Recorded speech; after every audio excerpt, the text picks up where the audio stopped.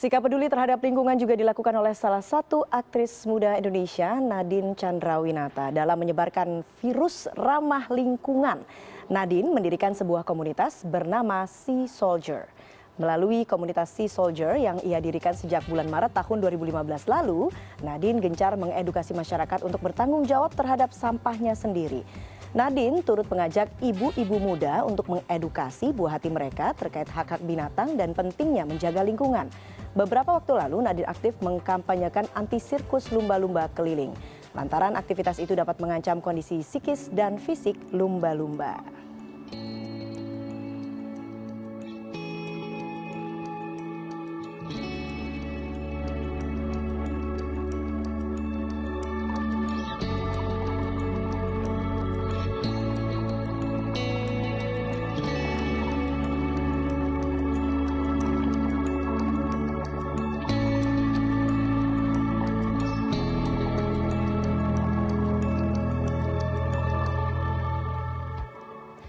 Dan sudah bersama kami salah satu pejuang lingkungan serta penggagas gerakan Sea Soldier, Nadine Chandrawinata. Selamat sore Mbak Nadine, selamat datang di CNN Indonesia Newsroom.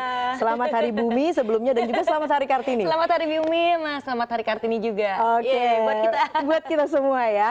Bukan main ini, ada seorang Kartini yang kemudian bergerak untuk melindungi bumi begitu ya, menjaga lingkungan. Nah ini kan didirikan sejak Maret ya, 28 Maret ya betul ya, 2015. 4 tahun, masih baby. Masih baby ya, tapi baby yang sudah banyak memberikan kontribusi nampaknya ini.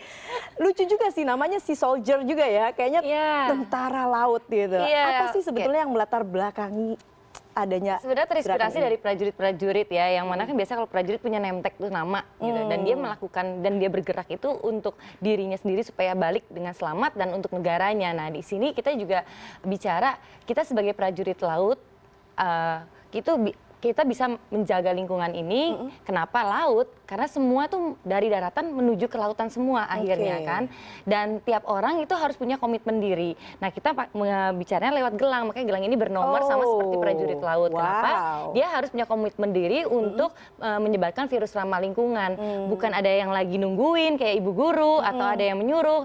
Tapi itu harus dari diri sendiri sehingga apa yang dilakukan yaitu sebuah aksi nyata itu benar-benar dari diri sendiri dan dari ketulusan hati, karena kalau hanya sesaat itu pasti nggak akan bertahan lama untuk menjaga lingkungan, karena itu sebenarnya sebuah kewajiban kita sebagai manusia yang kita tinggal di bumi ini, kita menikmati, dan terkadang kita lupa keegoisan kita ini, kita ingin menikmati tapi kita tidak melihat bahwa kita secara tidak langsung menghancurkan bumi ini juga dengan keegoisan kita. Jadi ya sebenarnya tinggal kita menggali diri kita, kesadaran, dan kita mengerti dan mengetahui apa sih alasan kenapa kita harus menjaga bumi ini. Gitu. Oke, jangan cuma menuntut haknya tapi juga jangan lupa tanggung jawabnya gitu ya. Jangan hanya mengambil tapi juga harus ada tugas-tugas melestarikan lingkungan.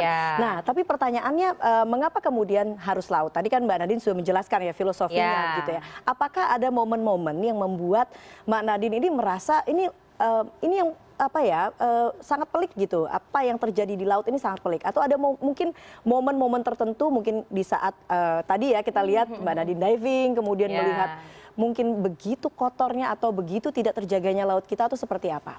Sebenarnya ada 2 momen trigger kenapa aku tiba-tiba fokus akan kelautan gitu, karena dulu waktu kecil aku sering road trip bersama keluarga. Pernah ke Bali, kita naik mobil. Nah, setiap kali ada pantai kita keluar dan papa di situ sebenarnya ngeliatin aku tuh, aku ngumpulin plastik. Terus udah plastik itu dalam arti sampah, itu aku kumpulin terus jadi karya aku tempelin di kanvas. Nah, dulu papa nanya, ini kenapa kumpulin sampah? Ya biar jadi karya dan nggak enak, banyak sampah, kotor gitu, kayak meng-capture bukan momen sih, keindahan laut kita, tapi ada sampah itu mengganggu sekali gitu. Jadi memang dari kecil ya begitu ya, sudah ada panggilan gitu ya untuk panggilan sebenarnya nggak, tapi yang menyadarkan kedua orang tua aku. Nah di situ akhirnya pas saat Putri Indonesia aku lebih mengenal tentang dunia, bukan hanya Indonesia aja. Ternyata memang balik lagi itu attitude, gimana sih kita ngejaga bumi ini gitu. Dan ya setelah aku sering traveling, aku seneng diving ini triggernya. Nah ini trigger kedua adalah seringkali aku ketemu bungkus permen, bungkus apapun itu di permukaan air sama di dasar laut. Betul. Nah, ini yang lebih bahaya nih. Jadi yang di dasar laut ini itu nyangkut di terumbu karang, kemakan ikan. Kita pun sendiri kadang-kadang diving suka sampahnya nyangkut di gear kita. Jadi ya gimana caranya nih supaya ini sampah plastik ini nggak nyangkut di titik terakhir, yaitu di laut kita. Ya bertahun-tahun pas saat traveling aku campaign tentang gimana nih jaga daerahnya masing-masing, karena memang penjaga terbesar sebenarnya orang-orang yang tinggal di daerah tersebut gitu. Nah, aku turun, aku presentasi setelah diving, aku kasih slideshow-nya, karena aku bawa tim penyelam juga, terus aku bisa tunjukin bahwa ini di bawah laut ada lumba-lumba, ada hiu, ada ikan yang udah langka, ada penyu gitu. Tapi ada di satu momen kayaknya aku nggak bisa jalan sendiri nih, karena pada saat aku udah keluar dari daerah itu, yang jaga daerah situ lagi siapa? Akhirnya terbentuklah Sea Soldier. Amin, Sea Soldier udah 15 kota, jadi tiap kota itu punya prajuritnya masing-masing. Mereka tergerak hatinya karena memang ingin menjaga daerahnya. Masalah yang paling pelik sebetulnya yang Mbak Nadine temukan begitu ya dalam menjalankan aktivitas sebagai Sea Soldier ini apa sih? Apakah memang masyarakatnya yang belum paham atau memang sampahnya sudah terlalu menumpuk begitu? Kalau sampah menumpuk ya itu sebenarnya sekarang itu rahasia umum, tapi karena dengan kekuatan sosial media ini semua ingin berbicara lewat sosial medianya, itu lebih terangkat lagi. Tapi memang permasalahannya adalah attitude sih. Balik lagi ke perilaku kita yang mungkin kita tidak sadar dengan kita dimanja akan kemudahan segala hal. Salah satunya mungkin ke supermarket, plastik sudah tersedia, kantongannya. Itu juga terkadang kita lupa bahwa kita itu menumpuk sampah plastik. Tapi bisa dari situ bisa dapat solusi sebenarnya, atau bisa melakukan sesuatu walaupun kita tinggal di perkotaan. Biasanya nih contohnya kalau di supermarket biasanya berlapis 3 supaya nggak jebol, nggak rusak gitu. Kita bisa bilang satu aja, atau kita bisa bawa reusable bag kita sendiri. Itu udah benar-benar jadi tanggung jawab yang itu nggak akan tergerak kalau bukan dari kita sendiri. Kenapa? Karena kita harus ingat, kita bawa reusable bag pada saat kita mau belanja itu sama seperti kita bawa dompet. Jadi kita nggak bisa lepas kan, kalau kita nggak mungkin bisa belanja tanpa dompet. Begitu juga di tas sendiri kalau kita mau belanja. Itu yang rada susah, tapi itu proses. Sama seperti aku juga terkadang lupa gitu kalau mau pesan minuman, tiba-tiba udah ada sedotan. Nah itu sebenarnya menantang diri lagi. Bisa nggak kita bilang, Mbak saya nggak pakai sedotan ya, jangan dimasukin dulu sedotannya. Emang sih harus satu step lebih cepet ya, tapi ya wajar, namanya manusia itu berproses sama belajar terus. Begitu juga aku kadang-kadang juga suka kelepasan juga, itu wajar banget. Tapi mengetahui dan sadar dan mau berubah itu yang paling penting sih. Apalagi suatu perilaku yang memang sudah diyakini menjadi suatu kebiasaan bertahun-tahun, untuk dirubah itu kan lumayan sulit begitu ya. Perubahan tuh nggak ada yang enak deh, nggak ada yang enak. Ada berapa banyak sih Mbak Nadine Sea Soldier ini? Yang bernomor semua perempuan, nggak juga? Nggak, ada ibu-ibu, ada anak muda, ada bapak-bapak, semuanya ada. Ibu Susi juga nomor 300. Ibu Susi, Ibu Susi Pujastuti. Terus ada beberapa teman yang memang juga mau public figure atau non public figure, itu semua sama ya sebenarnya. Yang penting harus aktif. Nah, yang udah bernomor itu udah mau mendekati 400. Sebenarnya permintaannya banyak gitu. Dan poinnya sebenarnya bukan di gelang. Gelang ini hanya sebenarnya alarm. Karena kan manusia kadang-kadang pengen sesuatu yang menempel di badannya sebagai reminder ya. Nah, aku gunain gelang ini supaya orang lebih sadar nih hari ini aku ngapain ya. Jadi ya udah mendekati 400 yang bernomor gitu. Tapi sebenarnya semacam komitmen gitu ya. Komitmen, karena memang dari gelang ini semua sama, cuman bedanya ada yang bernomor, ada yang tidak gitu. Ini dilihat dari warnanya. Ya ini udah hampir 4 tahun aku nggak lepas. Amin sih warnanya nggak terlalu inilah ya, rontok apa sih bilangnya, warnanya nggak terlalu udah luntur ya. Luntur gitu. ya, udah jadi 4 tahun padahal ya. Yang biru ini kita negara kepulauan karena kita penuh dengan laut. 78-nya adalah laut. Merah putih Indonesia. Terus ini kepang, artinya gotong royong. Nah, kita untuk mendapatkan glory yang mana simboliknya dari emas ini, itu kalau kita bergotong royong semuanya karena kita di negara kelautan. Wow, ada filosofinya juga ya, bahwa tidak hanya sekedar untuk apa namanya biar keren gitu ya, tapi ada filosofinya juga dipikirkan betul begitu ya. Nah, ini menarik sekali ya, tadi Mbak Nadine bilang katanya Bu Susi bahkan sudah menjadi Sea Soldier nomor 330-an gitu 300 ya. 300 ya. Artinya ini kan sudah banyak pihak yang ikut dalam gerakan Sea Soldier ini.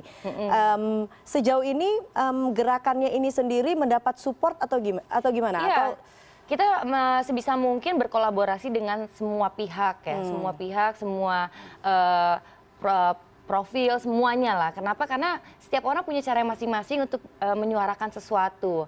Makanya ada Ibu Susi, ada musisi, ada anak-anak kecil yang masih bersekolah gitu. Itu semuanya nggak ada yang sama. Kenapa? Karena memang perbedaan itu menjadi satu. Dengan berbeda kita bisa saling mengisi, sama seperti resleting, saling mengisi semuanya gitu. Dan ya berpengaruh berpengaruh untuk kita sendiri, karena itu tidak menjadi keterpaksaan untuk melakukan itu, dan kita bisa saling belajar dari profesinya masing-masing gitu. Dan Amin ya memang didukung dari pemerintah juga, Pemda juga mendukung gitu. Kalau LSM lain LSM misalnya juga, Greenpeace itu juga. Ya WWF juga. Memang kita suka berkolaborasi karena lebih powerful ya. Karena mereka pun juga sudah punya jaringan yang lebih lama begitu ya, sehingga dan pengalaman juga. Pengalaman sehingga bisa berbagi pengalaman. Nah, dengan tentara-tentara laut ini yang kemudian datang dari beragam usia, demografi, begitu juga latar belakang. Nah, ini susah atau tidak sih untuk mengelolanya? Apakah semua untuk awalnya dulu deh, untuk menjadi Sea Soldier ini apakah harus memenuhi kualifikasi tertentu? Ingin jadi Sea Soldier nih, jangan-jangan nanti ada yang nonton terus kepingin nih jadi Sea Soldier nih, itu caranya gimana tuh? Sebenarnya gampang, karena sekarang lagi era digital ya, semua bicara lewat digital. Jadi dengan hashtag Sea Soldier aja itu udah sangat membantu kita menyuarakan tentang lingkungan. Bukan berarti kita ngegeng nih, aku kurang suka mengotak-ngotaki ya. Dan gelang ini sebenarnya bukan berarti nggak pakai gelang itu bukan Sea Soldier, enggak. Sebenarnya Sea Soldier ini sebuah gerakan kita sebagai orang harus berkomitmen. Kalau ingin bicara tentang lingkungan, bicaralah, jangan takut. Kenapa? Karena itu benar. Lingkungan ini ya milik kita semuanya, bukan satu atau dua orang gitu, dan bukan hanya masalah Indonesia aja, tapi itu masalah dunia gitu. Dan itu sebenarnya yang paling penting sih, hashtag Sea Soldier. Jadi ya siapapun Sea Soldier sebenarnya. Bukan berarti kayak tapi kalau kepingin punya gelang kayak gitu ya, sebenarnya bisa tinggal ke Instagram Sea Soldier aja. Tapi kita tidak memfokuskan bahwa untuk jadi Sea Soldier itu harus punya gelang, enggak sih. Ini sebenarnya media aja. Dan juga tidak ada kewajiban begitu ya. Kewajiban itu karena harus datang dari hatinya. Makanya kan beda umur, beda profesi, nggak ada yang sama. Karena memang itu uniknya Indonesia sebenarnya, berbeda-beda. Pancasila. Itu dia. Menarik sekali. Saya juga ingin tahu pengalaman selama 4 tahun ini pasti sudah banyak sekali kontribusi begitu ya. Bagaimana kemudian tantangannya, dan juga saya yakin tidak hanya di laut saja. Pasti pengalaman Mbak Nadine ini udah di mana-mana. Kita akan lanjutkan setelah jeda ya Mbak Nadine. Jangan kemana-mana. Dialog dengan Nadine Chandrawinata akan kami lanjutkan setelah jeda berikut.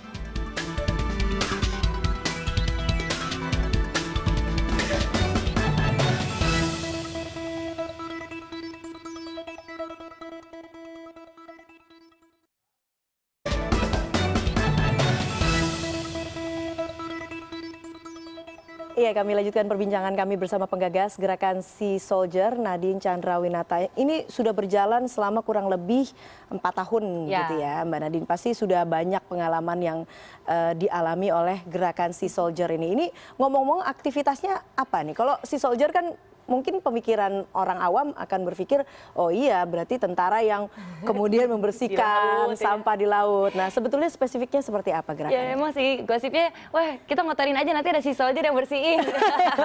Jadi aku di sini aku bersama temanku namanya Dini setnya Ningrum. Kita berdua ini memang udah bukan terbiasa ya, kita senang akan lingkungan. Dini awalnya fokusnya di pendidikan. Jadi kita berpikir gimana caranya gabungin antara pendidikan sama juga aksinya, dan ternyata memang berkesinambungan gitu. Dan kegiatan yang sekarang kita udah pasti selalu ada itu di mangrove, menanam mangrove, kemudian sirkus lumba-lumba keliling, kemudian kita juga fokus di sedotan. Sedotan itu udah hampir 4 tahun sih, dan baru akhir-akhir ini sekarang, begitu ya? Iya, baru bergeraknya sekarang gitu. Sama tetap masih plastik ya, kita bawa tumbler jadi smart traveler, itu tetap kita itu nggak akan bisa lepas. Tapi tambahan dari 4 program yang memang itu udah yayasanku ini selalu jalan, kita juga punya balik lagi ke attitude, seperti yang keong diwarnain, itu kan harusnya tidak terjadi. Betul. Gitu. Terus kadang-kadang keisengan kita suka metikin pohon, ya karena memang lagi lewat ya. Itu yang sebenarnya yang kita ingin terus galakin terus, bahwa berperilaku yang ramah lingkungan itu bukan sebuah pilihan, itu harus ditanamkan dan itu harus dipelajari lagi ya. Jadi ya itu yang kita lakukan sih. Jadi kita sempat di Banyuwangi kita menanam mangrove, kemudian watching dolphin itu di Manado, karena sesuai dengan campaign kita, kalau melihat dolphins bukan di sirkus lumba-lumba keliling tapi langsung ke laut. Dan itu akan jadi ada quality time bersama keluarga, bersama teman, karena selama perjalanan itu banyak yang kita pelajarin. Terus saya tumbler ya, kalau mau traveling Indonesia kaya akan keindahan, bawalah tumbler sendiri, bawa box makanan sendiri, bawa sampahmu turun dari gunung. Banyak kegiatan yang bisa kita lakukan tanpa keterpaksaan. Oke, mungkin sedikit digambarkan begitu ya, apa saja materi yang kemudian disampaikan kepada masyarakat pada saat memberikan edukasi soal perilaku yang ramah lingkungan gitu ya. Karena kan kita masih melihat nih ya, tadi ya masalah sedotan, kemudian kantong plastik, styrofoam gitu ya, masih banyak digunakan. Nah mungkin masyarakat masih kurang begitu paham dampaknya. Ini kan mereka cuma pikir apa sih cuma sampah doang, masa sih sampai akan berdampak begitu besar terhadap kehidupan di bumi kita ini gitu, Mbak. Ya mungkin sekarang udah banyak teman-teman yang lihat ya secara viral gitu, kayak si udang tinggal di mana, atau mungkin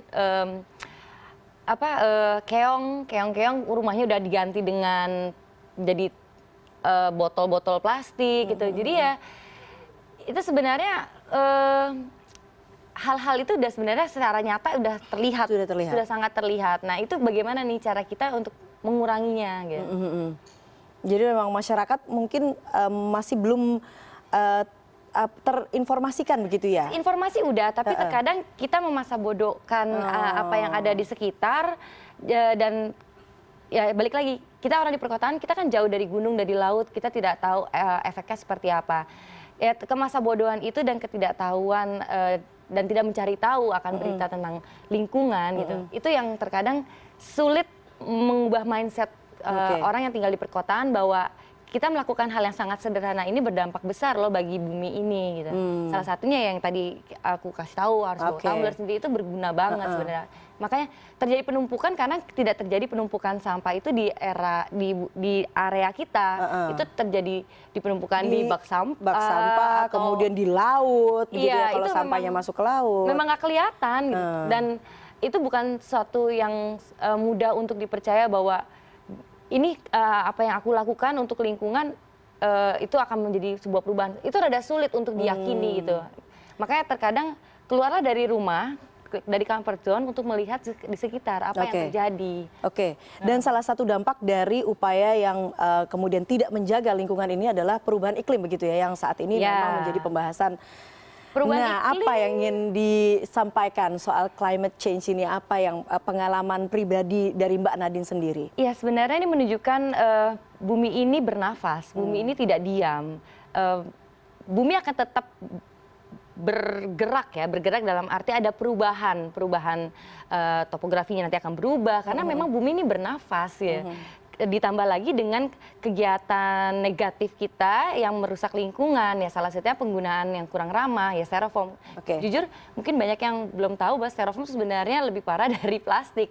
Itu sangat parah sekali kalau terurai juga ya, sama seperti terurai jadi terpotong kecil-kecil masuk ke mulut ikan kita makan. Jadi kita makan itu plastik dan styrofoam. Dan ya memang lebih baik ya kita mencoba untuk tidak mempercepat bumi ini menjadi lebih panas lagi ya mungkin hal-hal yang sederhana itu. Bicara soal membuat bumi lebih panas, saya sempat membaca begitu ya, Mbak Nadine ini pernah ke Kartens kan?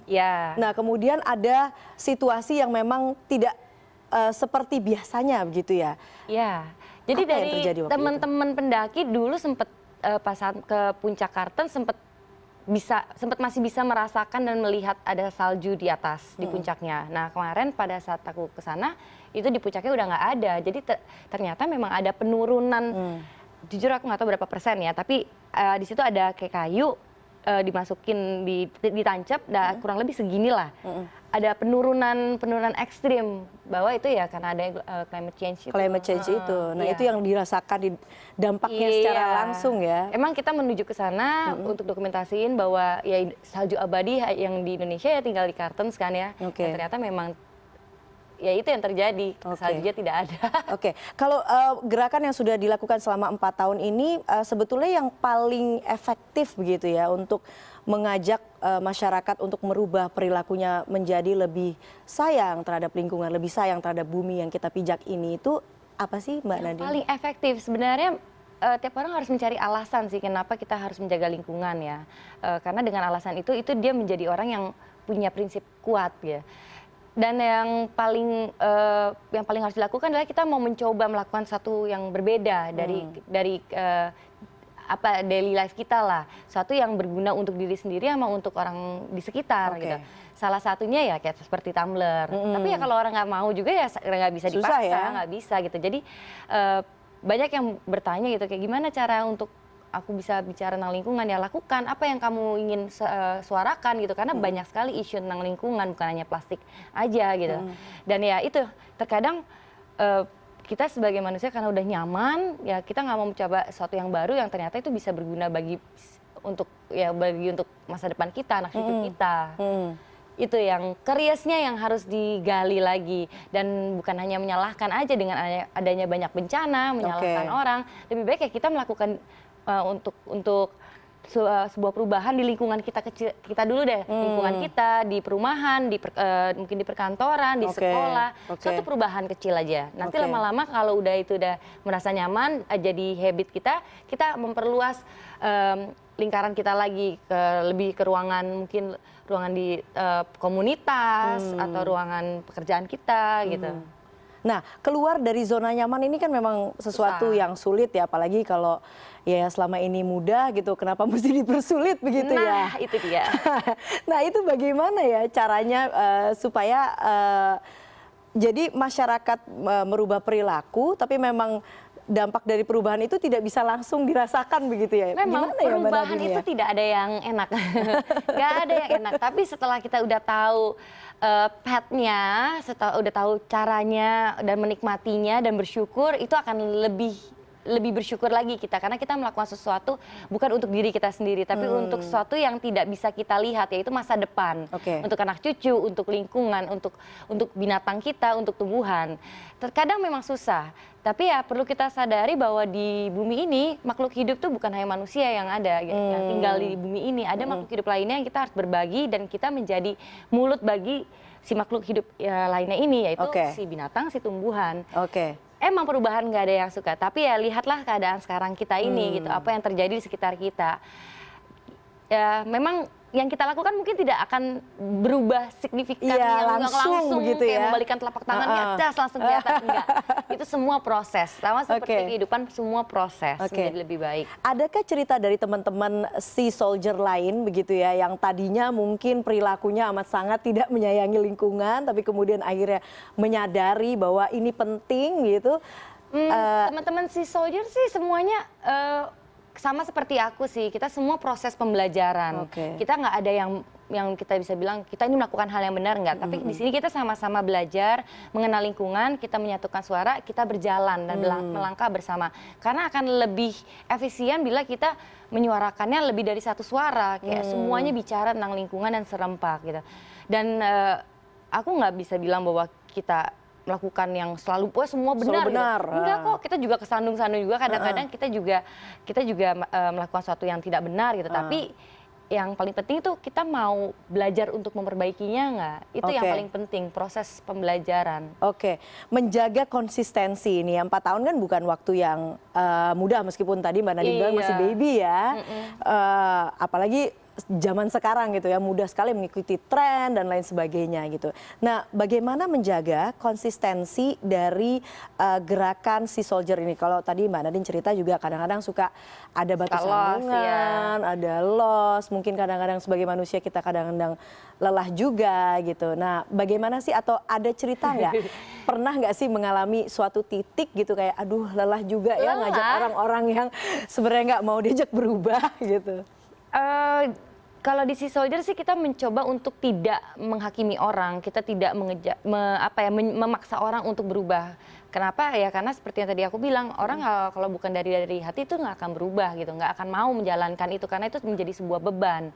Tapi ya seperti yang tadi aku juga udah share, alasan. Setiap orang tuh harus punya alasan sendiri. Sama seperti kita kalau lagi misalnya kita ingin nonton. Gimana? Itu alasan. Iya. Saya ingin nonton karena memang saya pengen nonton. Gitu. Gimana caranya untuk menonton? Artinya mengatur jadwal, mengatur kita ke sana berapa jam. Itu kan semua pengaturan. Nah itu sama seperti saat kita ingin bicara tentang lingkungan. Kalau kita punya komitmen untuk kita mau bicara lingkungan dan kita nemu alasannya, itu pasti akan terus menerus. Emang kadang-kadang capek sih kayak aduh. Apalagi ya mau dikerjain, kayaknya semua udah dikerjain gitu.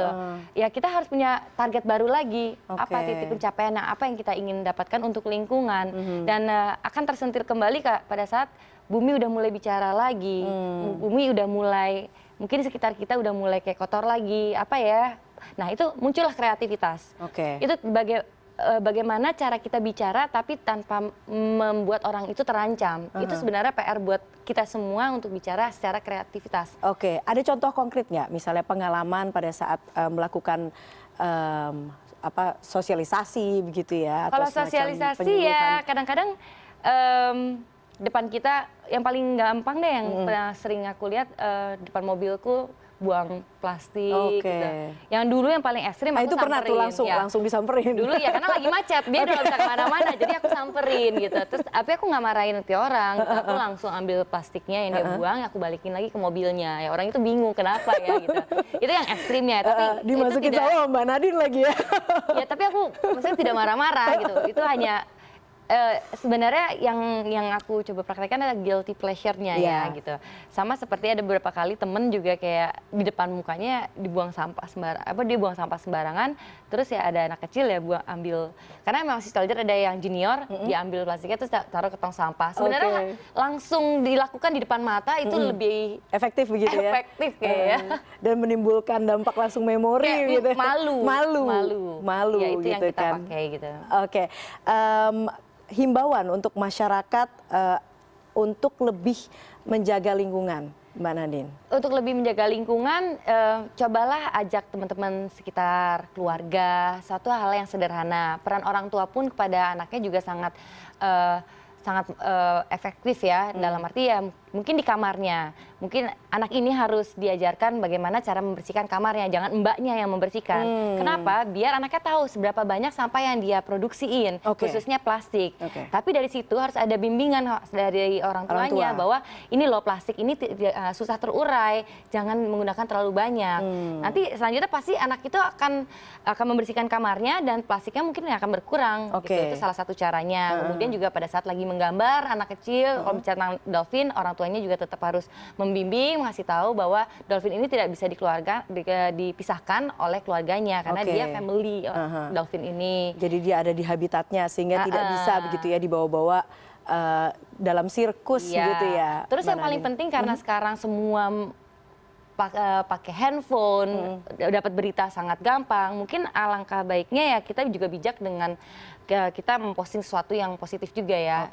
Jadi bijak dalam bersosial media. Nah, dengan tren selfie yang biasanya kalau lagi traveling mungkin ke Rinjani atau ke gunung apapun, foto ya muka kita segede apa, Rinjaninya sekecil ini. Jadi dan captionnya tuh tentang Rinjani.